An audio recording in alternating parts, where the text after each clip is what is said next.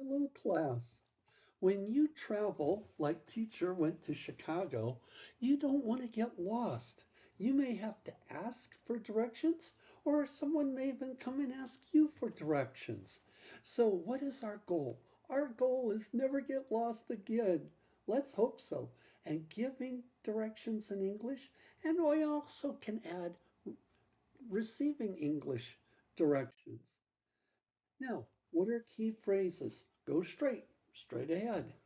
Turn left, turn right, on your left, on your right, at the corner of. You're looking for a building, and they'll tell you it's at the corner of Main and Chestnut Street. So let's take a look at our next part here. Let's putting, we're going to be putting it all together. Go straight 1 block, turn right, and the coffee shop is there.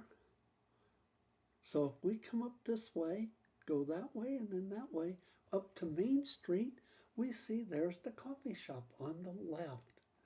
So sometimes when you get directions, you're going to get confused, but just break it down into small, easy to remember pieces. So now it's your turn. Practice by giving directions to a place near you in the comments below. We want you to like this video and subscribe for more tips. And it's time to say bye, turtles.